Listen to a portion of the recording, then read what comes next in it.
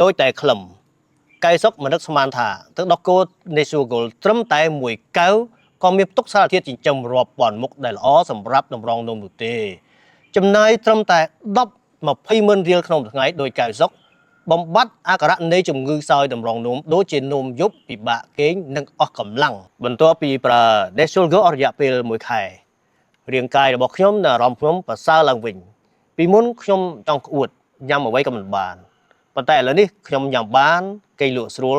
ហើយគីឡូរបស់ខ្ញុំក៏វិលមករកភាពប្រក្រតីល្អជាងមុនទៀតផឹក Natural Gold ប្រៀបដូចជាផឹកថ្នាំវីតាមីនអញ្ចឹងខ្ញុំសប្បាយចិត្តណាស់បងប្អូនលើកក្រោយខ្ញុំទិញ5កំប៉ុងថែមទៀតណា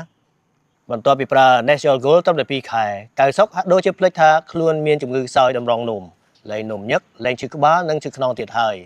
សុខភាពប្រសើរដូចជាខ្លែងជួបខ្យល់អញ្ចឹងកាលពីអាទិត្យមុនខ្ញុំបានទៅពិនិត្យសុខភាពឃើញថា GFR មានត្រឹមតែ44ប៉ុន្តែឥឡូវនេះកើនទៅដល់50ហើយគ្រូពេទ្យបាននិយាយថាគាត់មិនដែលជួបអ្នកជំងឺសើចតម្រងនោមណាដែលអាចជាសះស្បើយលឿនអញ្ចឹងទេឥឡូវនេះខ្ញុំតែមានអារម្មណ៍ពោពេញទៅដោយធម៌ពលដោយដែលការខ្ញុំអាយុ20ឆ្នាំអញ្ចឹងបងប្អូនអើយអ្នកណាដែលអាសានោមញឹកជាពិសេសគឺនៅពេលយប់ stress និងអស់កម្លាំងវាគួរតែផឹក Natural Gold នេះទៅ